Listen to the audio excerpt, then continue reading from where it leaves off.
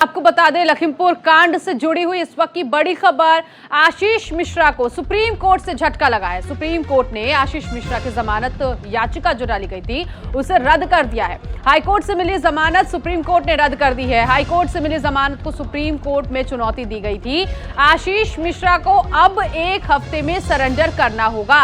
Allahabad high court ने पीड़ित पक्ष का ध्यान नहीं रखा, ये सुप्रीम कोर्ट ने कहा है। वहीं दूसरी तरफ हाईकोर्ट में पीड़ित पक्ष की बात नहीं सुनी गई, ये भी सुप्रीम कोर्ट ने आज जब फैसला सुनाया तो ये तमाम बड़ी बातें सुप्रीम कोर्ट की तरफ से कही गई। उधर हाईकोर्ट ने अपने न्याय क्षेत्र का अतिक्रमण किया है। इससे पहले भी आपको याद दिला दें कि इस पूरे मामले को लेकर हाई कोर्ट को और राज्य सरकार को सुप्रीम कोर्ट फटकार लगा चुका है और सुप्रीम कोर्ट ने यही कहा कि आखिर इस पूरे मामले में पीड़ित परिवार का ध्यान क्यों नहीं रखा जा रहा, जिसके बाद एसआईटी की मांग की गई। इस पूरे मामले में एसआईटी की दखल के बाद जांच की गई और अब लखीमपुर कांड में आशीष मिश्रा की जमानत याचिका यानी कि बेल को खारिज कर दिया गया है और अब 1 हफ्ते में सरेंडर करना होगा। गोपाल गिरी इस वक्त हमारे साथ संवाददाता जुड़ गए हैं इसी खबर पर आगे की जानकारी के लिए। गोपाल, देखिए, जिस तरह से आज फैसला आया सुप्रीम कोर्ट का कि जो जमानत याचिका है वो रद्द की जा रही है, 1 हफ्ते में सरेंडर करना है, कहीं ना कहीं लगता था कि जिस तरह से हाईकोर्ट ने फैसला सुनाया, शुरू से ही सुप्रीम कोर्ट नाराज चल रहा था और इस तरह का फैसला आना ही था। लेकिन तो आपको बताएं कि बिल्कुल जैसे ही जो है आशीष मिश्रा की जमानत हुई थी उसके बाद से ही किसान पक्ष ने, पीड़ित पक्ष ने चिल्लाना शुरू कर दिया था कि सुनवाई के दौरान, इलाहाबाद हाईकोर्ट की सुनवाई के दौरान उनके पक्ष को नहीं सुना गया और उनके पक्ष से सुनने से पहले इंटरनेट डिस्कनेक्ट हो गया और उस बिना उनको सुने हुए जो है फैसला सुना दिया गया। इसी को बेस बनाकर उन्होंने जो है सुप्रीम कोर्ट में याचिका दी थी और उसके बाद में विधानसभा चुनाव के दरम्यान में गवाहों पे हमला हो जाना भी कहीं ना कहीं से इस मामले में सुप्रीम कोर्ट को संज्ञान लेने के लिए जो है मजबूर किया और लंबे समय से चल याचिका में पहले तो सुनवाई को लेकर के लोगों को बड़ा उम्मीद थी और सुनवाई हुई और सुनवाई फैसले को सुरक्षित रखा गया और जब फैसले को सुरक्षित रखा गया तो उसके बाद से ही अंदेशा लगना शुरू हो गया था। गोपाल, मैं आपके पास आऊंगी कि इस फैसले के बाद पीड़ित पक्ष कितना खुश दिख रहा है ये आपसे जानूंगी, लेकिन इस बीच लखनऊ से हमारे साथ नीरज भी जुड़ चुके हैं। नीरज, जिस तरह से सुप्रीम कोर्ट का आज फैसला आया, ना सिर्फ फैसला सुनाया गया बल्कि हाई कोर्ट को भी फटकारा गया है सुप्रीम कोर्ट की तरफ से कि आपने जो इससे पहले न्याय दिया वो पीड़ित पक्ष के अनुसार नहीं था, पीड़ित पक्ष को नहीं सुना गया और इस तरह से जमानत दे दी गई। और उसके बाद लगातार जो है आशीष मिश्रा की बात की जाए या फिर हाईकोर्ट का जो फैसला था वो कई तरह के सवालों में भी रहा है। जी बिल्कुल, देखिए ये फैसला निश्चित तौर पर सवालों के घेरे में रहा है और इसीलिए सुप्रीम कोर्ट ने इस पूरे मामले को स्वतः संज्ञान लेते हुए देखा और खुद आज ये फैसला आया कि 1 हफ्ते के अंदर आशीष मिश्रा को सरेंडर करना होगा, यानी कि 1 हफ्ते के बाद आशीष मिश्रा अब जेल जाएंगे। 9 अक्टूबर को आशीष मिश्रा को गिरफ्तार किया गया था, 124 दिन वो जेल में रहे और उसके बाद जो इलाहाबाद की हाईकोर्ट है, लखनऊ खंडपीठ है, उसने जमानत दे दी थी और उसके बाद तमाम तरह के विपक्ष ने भी सवाल उठाए थे और किसानों ने भी इस पूरे मामले पर सवाल उठाए थे। पूरा मामला सुप्रीम कोर्ट गया और सुप्रीम कोर्ट से अब फैसला आया, यानी कि इसका मतलब साफ तौर पर यह है कि आशीष मिश्रा की जमानत अब रद्द कर दी गई, यानी कि अब उनको जेल जाना होगा और आशीष मिश्रा की मुश्किलें तो बढ़ ही रही हैं, साथ ही साथ अजय मिश्रा टेनी की भी मुश्किलें बढ़ेंगी जो गृह राज्य मंत्री हैं। बिल्कुल नीरज, आप बने रहिएगा। गोपाल लगातार हमारे साथ बने हैं। गोपाल, सवाल मेरा आपसे यही था कि पीड़ित पक्ष अब इस फैसले को कैसे देख रहा है? तो सुप्रीम कोर्ट के फैसले के आने के बाद पीड़ित पक्ष जो है उसको जो है खुशी की एक लहर है और न्यायालय पर उसने पूरा भरोसा जताया है। जिस तरीके से इलाहाबाद की लखनऊ खंडपीठ ने जमानत दे दी थी आशीष मिश्रा को मुख्य आरोपी होने के बाद में, तो कहीं ना कहीं से उस समय पीड़ित पक्ष में निराश जरूर हुआ था और उसने जो है न्यायालय पर भी, न्यायालय के फैसले पर भी संतोष जाहिर किया था। ठीक है, दिल्ली से इस वक्त दीपक चौबे हमारे साथ जुड़ गए हैं, संवाददाता। दीपक, मैं आपके पास आना चाहूंगी, मुझे ये बताइए सिलसिलेवार तरीके से सुप्रीम कोर्ट ने क्या कुछ कहा आज, क्योंकि कहा जा रहा है कि हाईकोर्ट ने न्याय नहीं किया, सिर्फ एक पक्ष को सुना और सुप्रीम कोर्ट इससे पहले भी फटकार चुका है, राज्य सरकार को भी फटकार लगाई थी सुप्रीम कोर्ट ने। तो आज क्या कुछ हुआ जिसके बाद ये फैसला आया कि आशीष मिश्रा की जमानत रद्द की जाती है और 1 हफ्ते में सरेंडर करना है? जी देखिए नीतू, अगर बात की जाए तो मैं आपको बता दूं कि जब दोबारा हाईकोर्ट सुनवाई कर रहा था तो चीफ जस्टिस NV रमन, न्यायमूर्ति सूर्यकांत और न्यायमूर्ति हिमा कोहली की की पीठ द्वारा ये फैसला सुनाया गया और कहा गया कि आप 1 हफ्ते में सरेंडर करें। और साफ तौर पे अगर बात की जाए तो इलाहाबाद हाई कोर्ट के जो जमानत का जो फैसला था उसको भी कहा कि इस तरीके से जमानत देना, कैसे आप जमानत दे सकते हैं जब पोस्टमार्टम की रिपोर्ट आनी बाकी थी और जब वहाँ पे सारे सबूत थे, तो आपने बिना कुछ सुने ही जो दूसरा पक्ष है उसका आपने बिना सुने आपने कैसे फैसला दे दिया, कैसे उनको जमानत दे दिया। तो जाहिर सी बात है कि आशीष मिश्रा के जो वकील थे वो बार बार कह रहे थे कि देखिए हम कहीं जा नहीं रहे हैं, हम यहीं पे हैं, हम पुलिस का सहयोग कर रहे हैं।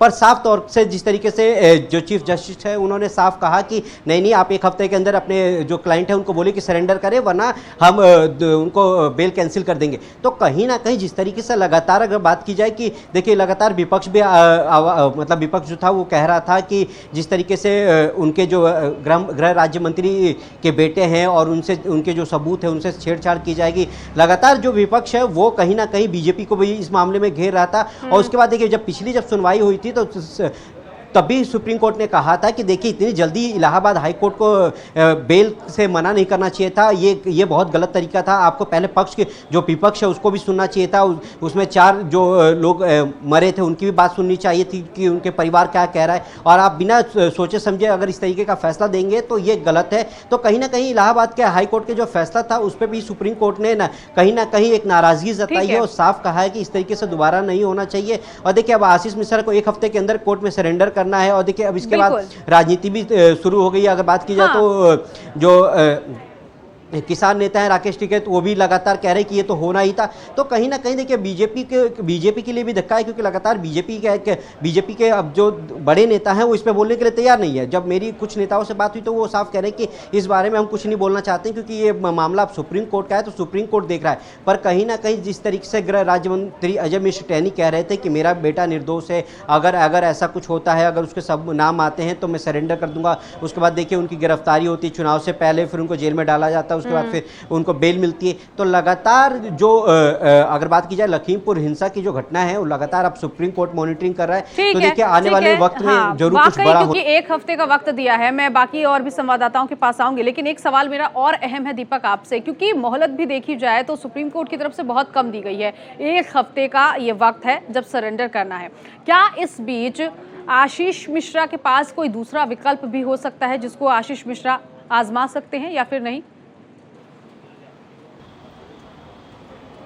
जी देखिए अब कुछ बचा नहीं, क्योंकि जब आप सुप्रीम कोर्ट ने सब साफ कह दिया कि आपको 1 हफ्ते में सरेंडर करने के लिए सरेंडर करना है, तो अब कुछ बचा नहीं है। उनको अब जबरदस्त चाहे जो भी हो अब उनको सरेंडर करना ही पड़ेगा, क्योंकि अब इलाहाबाद हाई कोर्ट ने पहले उनको जमानत दे दी थी। उसके बाद फिर जब सुप्रीम कोर्ट में मामला पहुंचा तो कहीं ना कहीं अब माना जाए कि अब आशीष मिश्रा है उनको जेल जाना ही पड़ेगा जब तक इस मामले की पूरी सुनवाई नहीं हो जाती है। हाँ, बात अगर देखी जाए तो जब अगली बार जब सुप्रीम कोर्ट में सुनवाई होगी तो उस पर देखा जाएगा कि किस तरीके जो जज हैं, जो चीफ जस्टिस हैं, वो उस पर क्या कहते हैं। क्योंकि लगातार जिस तरीके से उनको साफ कह दे कि 1 हफ्ते के अंदर आपको सरेंडर करना है, उसके बाद अगर वो सरेंडर नहीं करते हैं तो आगे की क्या रणनीति होगी, सुप्रीम कोर्ट इस विषय पर क्या सोचता है, क्या करेगा, उन सारी चीज़ों पर अभी कयास लगाए नहीं जा सकते। क्योंकि देखिए अगर सरेंडर नहीं करते हैं तो फिर मामला कुछ और बढ़ेगा। पर देखिए अगर सुप्रीम कोर्ट ने कहा है तो सुप्रीम कोर्ट के मान तो माननी पड़ेगी। और देखिए अगर बात की जाए तो राज्य सरकार की जिस तरीके से पिछली बार जब सुप्रीम कोर्ट में जब मामला आया था तो राज्य सरकार पे भी